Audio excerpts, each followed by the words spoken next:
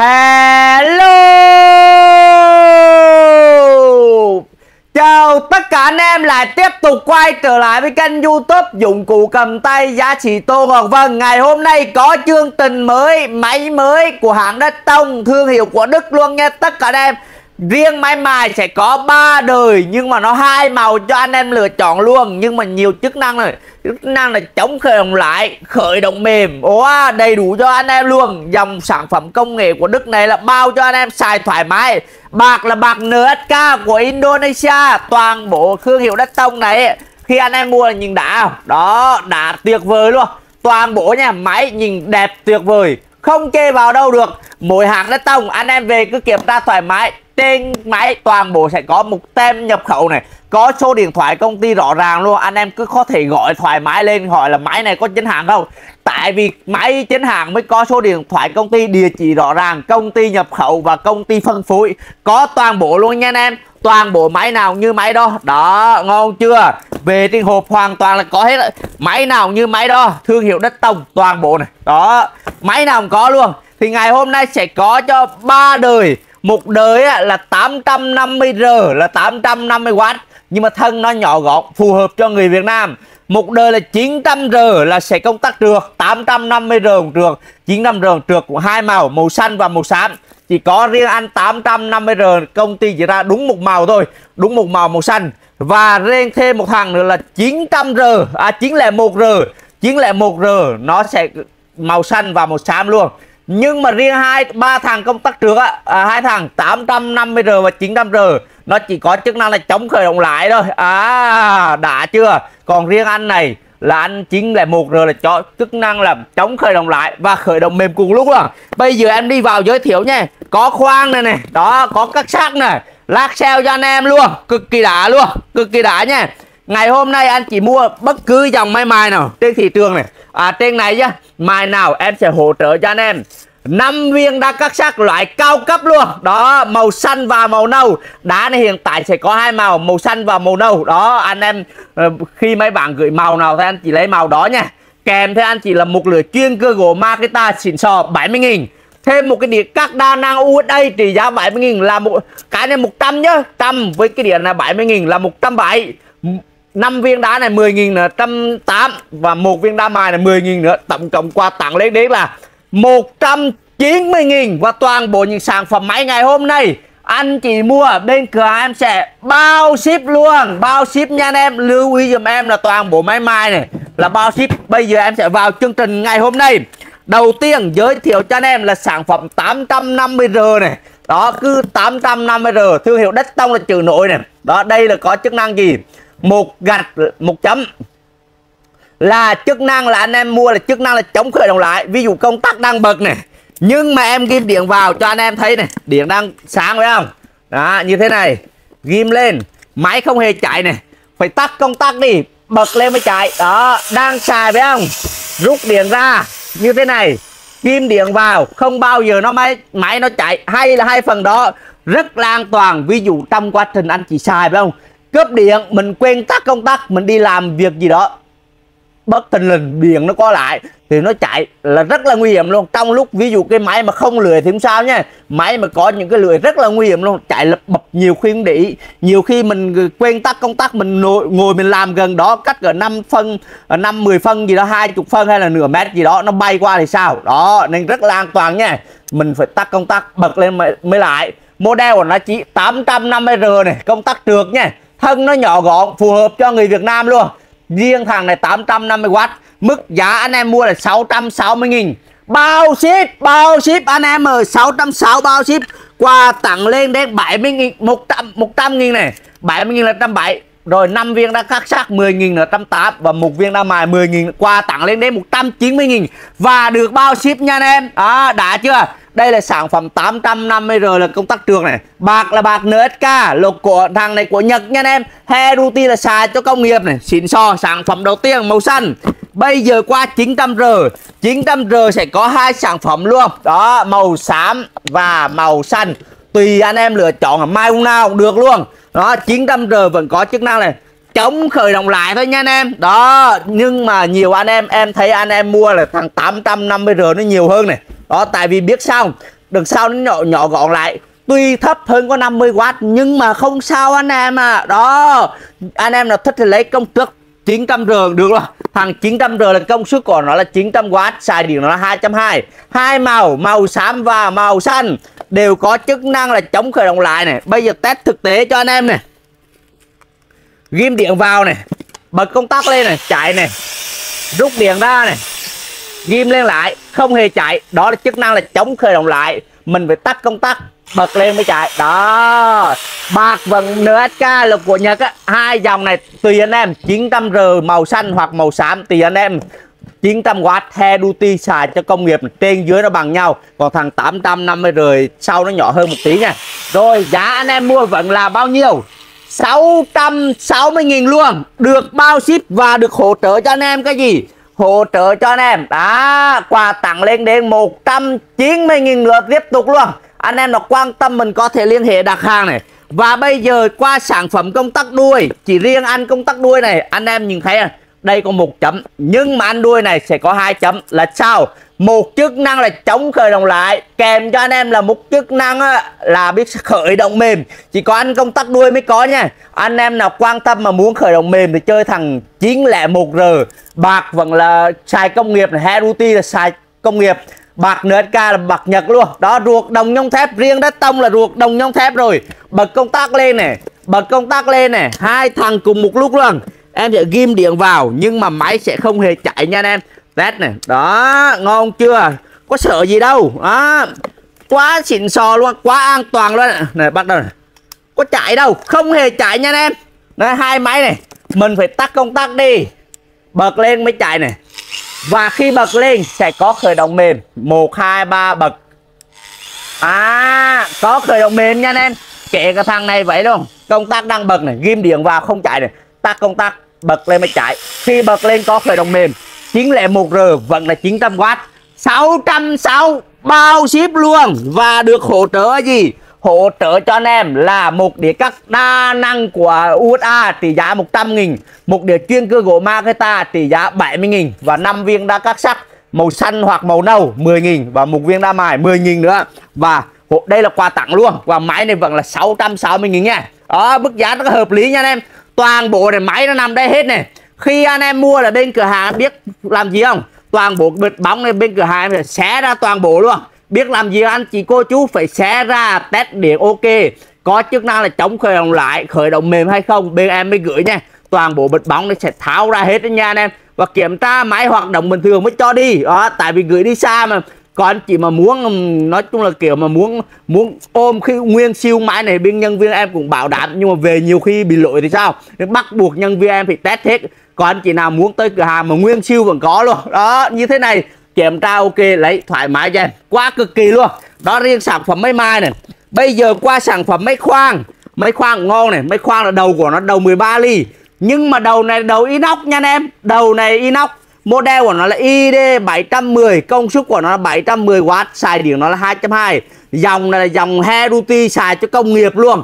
Và riêng anh này rất mượt luôn. Và kèm cho anh em là đầu inox này. Và thằng này mọi người xài là ruột đồng nhông thép, bảo hành cho anh em là 6 tháng toàn bộ. Bây giờ test thực tế này. Ngon chưa? Đầu tiên công tắc mượt nha. Đó, rất mượt luôn. Nhấn nhẹ chạy nhẹ mạnh em bạn này. Khoan tắc chạy liên tục này, điều tốc yếu lại này. Đó, đang khóa công tắc á, tăng mạnh lên. Yếu lại này, đó, xịn sò chưa? Quá xịn sò luôn ạ. Tăng lên tí, tăng lên tí. Đó, cái ruột trong này nó chạy rất là mượt luôn. Đây cái đầu này nó từ từ nó xoay thôi này.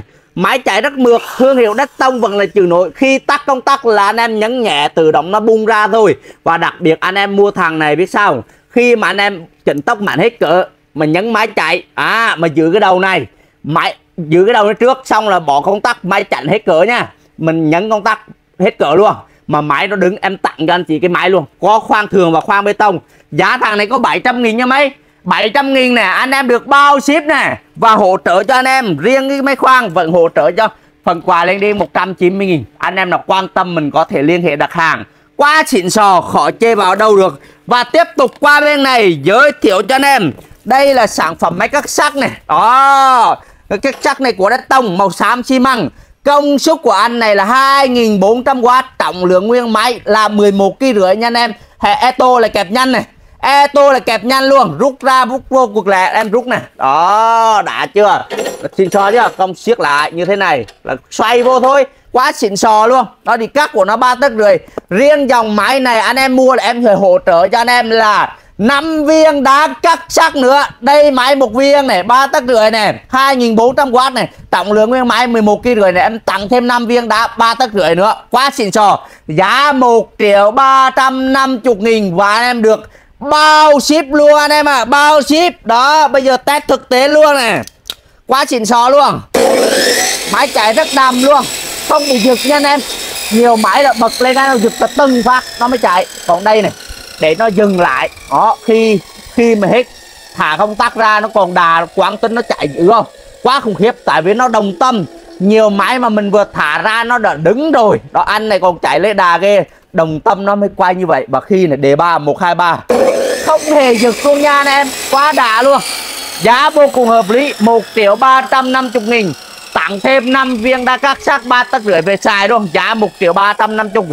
Nhớ bao ship, ngày hôm nay là em bao ship. Cái này em bao ship là em nói, còn cái là không bao là em sẽ không nói nha anh em. Nói trước cho anh em luôn. Và tiếp tục qua bên này giới thiệu cho anh em. Đây là một dòng máy khoan, thương hiệu Compact. Nhưng mà đầu này là đầu 13 ly anh em ạ, đầu 13 ly, quá đã chưa? Đó, trước đây về 10 ly chứ mấy, 10 ly mà mua đã 320 rồi. 10 ly mà đã mua 320 rồi anh em à. Bây giờ mua 10 ly, bây giờ mua 13 ly chứ. 13 ly mà giá 340, mà tặng cho anh em một cái đầu viết góc này, bỏ vào trong gầm rồi vậy á, nghiêng góc này, nghiêng góc này, nghiêng góc này, nghiêng góc này vặn không sao, kẹp vào là nghiêng đủ thứ đó. Gầm thấp chừng này lò mấy khoan vô là bắn được thôi. Nhiều cái là đâu bắn được đâu, tại vì anh này nhiều cái nó thấp quá, mình bỏ cái mũi vít ba ke vào không được á. Đây vít góc bỏ bắn được, thì giá 30.000, nhưng mà mua là kèm theo. Rồi thêm một cái biếu thông mạch thử điện này, cái này là đo dây điện này, biết bên nóng bên lạnh luôn, đem thử này. Đó, bên này bên dương này là có đỏ và xanh, và bên âm là xanh không, và dò điện bước bên nào. Đó, dương này và âm là tắt. Dò được điện âm tường luôn, dò khi nào mà tới đoạn nào đứt phải không là nó tắt đèn luôn. Và hai, mình có thể cầm dây điện bên này vòng qua này đo, nếu mà đèn sáng là biết nó chưa đứt, mà không sáng là đứt, rồi sửa dây điện nha. Đó, tặng kèm anh chị luôn. Riêng mua thân 13 ly Compact này, đó 70 Newton, chạy từ không tuổi thang, chân pin là chân pin phổ thông. Nhưng mà nói trước với anh em, thằng này nha là chân pin phổ thông anh em ạ. Có pin phổ thông là mua cái body này, đây bán cái body. Mức giá mọi người mua cái này có 330 kèm hai cái này, chưa bao ship nha. Riêng thằng này đất tông với em bao ship, còn về những thằng này không bao ship, nói trước luôn. Cái này tiền ship khoảng 30.000. Đó, mức giá mọi người mua 340, tiền ship 30.000, có 370 chứ mấy. Hỗ trợ hai cái này nữa là quá xịn sò rồi. Anh em là quan tâm mình có thể liên hệ đặt hàng. Và tiếp tục qua bên này giới thiệu cho anh em. Đây là một cái thân bù lông không tem này, anh em là quan tâm mình có thể liên hệ này. Chạy đá lắm, lực siết của nó là 350 Newton, có lỗ bắn vít ban tôn. Đây là cái body không có tem. Anh em mua cái body bù lông này mức giá có 200.000 thôi, rất rẻ luôn. Và tiếp tục đây là thân máy mài Compact này, hàng nội địa này. Hàng này chân pin phổ thông nha, công tắc bóp có thể khóa để chạy liên tục, và đặc biệt có chức là chống khởi động lại. Ví dụ đang xài phải không, công tắc đang nhấn này, nhưng mà bỏ vào máy nhấp nháy đèn thôi, nhưng mà không hề chạy này, tắt công tắc bật lên chạy. Đó, 3 số 1, 2, 3, xịn sò chứ. Mà mức giá cũng rất là hợp lý. Trước đây là mua là 300 mấy, 450 cũng có rồi. Giờ anh em mua chỉ cần để ra 260 một cái thân này. Anh em nào quan tâm mình có thể liên hệ đặt hàng, quá rẻ luôn. Và tiếp tục đây là một cái đèn gập nè. Đèn này là đèn 48 bóng, xịn sò chưa. 48 bóng nha anh em, hai số đàng hoàng, số 1 và số 2. Số 0 là tắt này, số 1 là tiết kiệm pin, số 2 là hao pin, nhưng mà sáng. Bù lại anh em mua giá rẻ cực kỳ. Đèn màu đen này có 120.000 một cái, 120.000 cho một đèn này. Anh em nào quan tâm mình có thể liên hệ đặt hàng. Và tiếp tục qua đây là sản phẩm máy cắt đa năng của Đất Tông. Riêng các Đất Tông là em bao ship này. Model thằng này anh em mua là model CG110. Mức giá anh em mua là 790. 790 mà quà tặng đâu rồi, lấy quà tặng cho anh em rồi. Đó, quà tặng đây này. Riêng quà tặng là em sẽ hỗ trợ cho anh em hết sức tối đa có thể luôn. một đĩa cắt đa năng, bỏ vào máy này thoải mái thôi. Sắc gạch gỗ chơi láng, đĩa này 100.000, một đĩa gỗ bỏ vào đây cắt gỗ luôn, trị giá 70.000 là 170. Mấy phần quà này 20.190 và được bao ship 790 nha. CG110 công suất của nó là 1.400W và xài điện nó là 220, 790 bao ship cho anh em. Mà thương hiệu Đất Tông là anh chỉ có thể là tra cứu trên mạng thoải mái. Đó, êm chưa? Quá êm luôn anh em ạ. Bao mềm trên thị trường, anh em là quan tâm mình có thể liên hệ đặt hàng. Và tiếp tục đây là cái mẫu phun sơn này. Cái mẫu phun sơn này cũng anh em mua rất nhiều này. Đó, bây giờ em tặng cho anh em một người thêm một đầu bét nữa. Một máy, một bét này. Công ty tặng một bét trong máy, em tặng một đầu bét, tổng cộng mua về là được 2 cái đầu bét. Bình của nó 1 lít, mà lưu ý dùm bét tặng cũng bét đồng, mà bét công ty tặng cũng bét đồng, em tặng bét đồng. Điều chỉnh sơn nhiều ít có hết nha anh em. Mức giá cũng rất là hợp lý, anh em mua thằng đấy. Đó, đã chưa? Sơn rất khỏe luôn. Có 390 mà được 2 đầu bét, quá xịn sò luôn này, bao mềm trên thị trường luôn. Và tiếp tục đây là một sản phẩm máy hàng mít này. Hôm nay có hàng mít và hàng que cùng lúc luôn. Anh em mua hàng mít là khi mua là có dây hàng que, dây mát đầy đủ, là vừa mít vừa que nha anh em. Đó, dòng máy này là vừa hàng mít mà vừa hàng que luôn. Đó, 250A thương hiệu Casio này. Đó, bật công tắc lên 250A này, thấy chưa? Đây là chỉnh cái độ ngấu này. Sắc càng dài là mình chỉnh độ ngấu lên, sắc mỏng giảm xuống, kể cả bên này vậy luôn. 250A mà. Đây là đang hàng mít này, nhấn một cái là về MMA, xịn sò chưa? Vừa hàng que hàng mít, đây hàng que này, và đây này. Và anh em mua là bên này này. Đó, hàng mít là lật cuộn khí ra. Khi mua là em tặng cho anh em là một cuộn khí nữa. Máy chưa có cuộn khí, vẫn công ty sẽ kèm theo máy và dây hàng mít này, có dây hàng mít đàng hoàng và dây hàng que, đó, hàng mát bỏ vô. Và em tặng cho anh em một cuộn khí nữa. Mức giá trước đây là 1.350.000, nhiều nơi đang bán 1.550.000. Riêng em bán máy hàng mít Casio này, công nghệ của thằng Anh, mức giá 950.000 thôi. Anh em nào quan tâm liên hệ đặt hàng. Và tiếp tục đây là chuyên hàng que. Nhìn nhỏ vậy có vỏ lắm nha. Nhiều cái anh chị nhìn vào trong này, bo mặt nó nguyên toàn bộ luôn. Nhiều nơi An Giang là người ta làm cái hộc mà to ra, bề ngang to ra, bề dài to ra, thì anh chỉ cảm giác nó to nhưng đâu khỏe đâu, nó chỉ ngang ngang vậy thôi, còn thua nữa. Đây là 250A nữa cơ. Mức giá cũng rất là hợp lý. Có nào là có cái gì, có nào dây hàng, dây mát đầy đủ rồi. Hàng này anh mua nhầm máy bên kia. Đó, bây giờ ghim điện lên này, bật công tắc lên này, xịn sò chứ. 250A mà, quá đã chưa? Giảm này, có dây hàng mát que và hộp giấy. Anh em mua để cho 550 một cây, 550 một cây. Và tiếp tục đây, anh em chơi thằng này không? Đó, đây là sản phẩm máy cơ xăng này của Botsun này, ngon tuyệt vời luôn. Đây là sản phẩm cơ xăng nha anh em.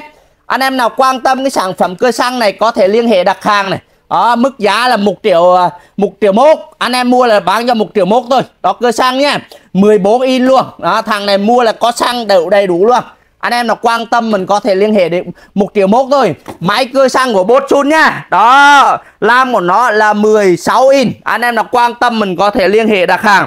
Đó là toàn bộ chương trình ngày hôm nay em làm, em giới thiệu để anh chị cô chú.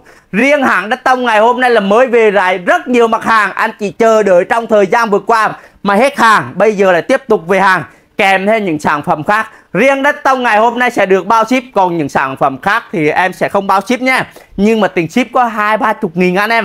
30 nghìn là rẻ nhất. Đó, thì em lấy ngang toàn bộ 30 vậy thôi, nên anh em có thể đặt hàng. Đó, bây giờ em xin kết thúc video ngày hôm nay. Xem xong nhớ đăng ký kênh, nhấn cho em một nút chuông nha anh em. Rồi bây giờ em chào tất cả mọi người, hẹn gặp lại anh em ở video tiếp theo ạ.